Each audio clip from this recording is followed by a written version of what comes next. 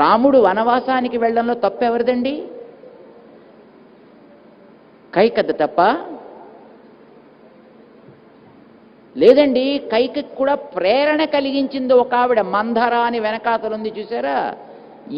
ఆవిడకి పోరి పోరి పోరి బుర్రని పూర్తిగా brain wash చేసేసింది ఆవిడ కదా. ఇంతలో ఆ మందర వచ్చిందండి మెల్లిగా కర్ర ఊపుకుంటూను. ఆవిడ ఓ ముసలావిడ, ఆవిడ గూనిది, మెల్లిగా ఊపుకుంటూ వచ్చింది. నాయనా బాగున్నావా? ఆవిడని చూడగానే శత్రుఘ్నుడికి ఒళ్ళు మండిందండి. టక్కుమని కత్తి తీసి ఆవిడ తల తీసేద్దాం అనుకుంటే భరతుడు పట్టుకున్నాడు ఆయన. రే ఆపరా నాయన, ఏమన్నా మందరది తప్పు కాదు. అదేమిటి, ఆవిడే కదా మన తల్లిని ఇలా ప్రేరేపణ చేసింది. తప్పు. కైకకి ఆవిడ దాసి. ఒక దాసి తన యజమానురాలు గొప్ప ఆవిడ కావాలని అనుకుంటుందా? అనుకోదా? మరి మందరది తప్పేమిటి? నమంధరాయా దోషము మందరది కాదు. అవునులే, ఒక దాసి చెబితే మాత్రం బుద్ధుండేటటువంటి యజమానురాలు వినాలి, అర్థం చేసుకోవాలి కదా, ఆవిడ చెప్పేది పాటించాలా పాటించద్దా అని.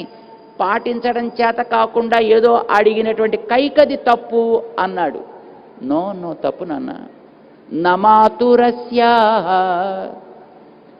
కైకమ్మది కూడా తప్పు కాదు.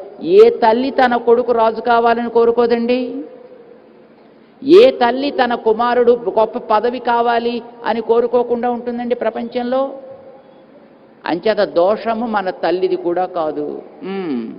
సర్లే అన్నా, నువ్వు చెప్పింది కూడా కరెక్టే కావచ్చును. కానీ భార్య చెప్పితే టక్కని భర్త గారు వినేడివేనండి. ఇప్పుడు ఆడవాళ్ళు ఏదో వాళ్ళకుండే కోరికలను బట్టి ఏవో చెబుతారు. చెబితే మగవాడు ఆలోచించొద్దండి ఇది చెయ్యాలా వద్దా అని. ఇప్పుడు కైకమ్మ అడగగానే టక్కమని ఈ పెద్ద మనిషి అలాగే ఆ రాముడిని అడవికి వెళ్ళిపోయేటట్టుగా వదిలిపెట్టాడమేనా? అంచేత తండ్రి గారిది తప్పు అన్నట్టండి శత్రుఘ్నుడు. భరతుడు అన్నాడు తప్పు. ఆయన వాగ్దానం చేశాడు, వాగ్దానాన్ని పాటించాడు. తండ్రి గారు, రాజుగారు తానాడిన వాగ్దానాన్ని రాజే పాటించకపోతే పరిపాలకుడుగా ఉండేవాడే అబద్ధాలాడి తన మాట ఒకసారి ఒకటి పలికితే ఇహ ప్రపంచంలో ఆయన పాలనలో ఉండేవాడు ఎవడండి పాటించేది? అందుకోసమనే పరిపాలకులుగా ఉండే పెద్దోళ్ళు చాలా జాగ్రత్తగా మాట్లాడాలి. అంచేత రాజుగారిది కూడా తప్పు కాదయా, ఎందుకంటే తాను ఆడిన మాటకి, తానిచ్చిన వాగ్దానానికి కట్టుబడి ఉండడం అనేటటువంటిది దశరథ చక్రవర్తికి తప్పనిసరి. So he accepted. దోషో నరాజ్ఞ. అవునులే, ఇప్పుడు తండ్రి గారు 60,000 ఏళ్ళు వచ్చాయి, వయసు పై పడ్డది. అప్పుడప్పుడు కొంచెం వయసు దాటిన తర్వాత వాళ్ళు ఏం మాట్లాడుతున్నారో వాళ్ళకే తెలియదండి. కొంచెం వయసు వస్తే కదా, మరి పిల్లలు ఆలోచించాలి కదా. నాన్నగారు చెప్పారు, నాన్నగారు చెప్తే అది అవసరమా కాదా అని ఆలోచించి కదా చేయాలి. రాముడు టక్కమని వెంటనే అడవికి వెళ్ళిపోవడమే ఎట్లాగా? అంచేత తప్పెవరిది ఇప్పుడు? రాముడిది.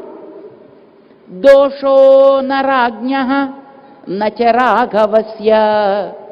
రాముడిది కూడా తప్పు కాదు నాన్న, తప్పు రాముడిని అనకూడదు. ఏం? ఎందుకంటే రాముడు లాంటి వ్యక్తే రాజుగారు చెప్పిన, తన తండ్రి గారు సంకల్పించిన సంకల్పాన్ని పాటించకపోతే ఇహ లోకంలో ఏ కొడుకు ఏ తండ్రి గారి మాటని పాటిస్తాడయా? ముందు తను పాటించి కదా చూపించాలి. అందుకోసం రాముడు తండ్రి గారి సంకల్పానికి తగ్గట్టుగా తను ప్రవర్తించెను అన్నా భరత. మరి ఇంతకీ తప్పెవరిదంటావయ్యా? ఇప్పుడు కైక అడిగింది, తండ్రి గారి ప్రాణం పాయ్, రాముడు అడవికి పాయ్, రాజ్యం అంతా మొత్తం శిథిలం అయిపోయి, మరి దీనికి తప్పు ఎవరిదంటావా అని అడిగాడండి. చివరికి తేల్చి చెప్పు. ఇప్పుడు మేము కైక తప్పు కాదంటావు, మందర తప్పు కాదంటావు, దశరథుడు తప్పు కాదంటావు, రాముడు తప్పు కాదంటావు, తప్పు ఎవరిదాయా అని అడిగాడండి. మత్పాపమేవాత్ర నిమిత్తమాసీత్ వన ప్రవేశే రఘునందనస్య.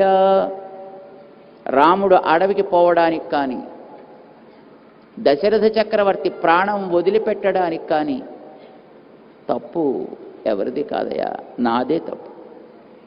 నేను పుట్టాననే కదా కైకమ్మ అడిగింది నాకు రాజ్యం అని.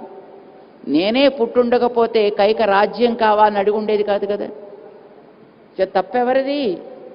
మత్పాపమేవాత్ర నిమిత్తమాసీత్. నా పాపం ఇదంతా.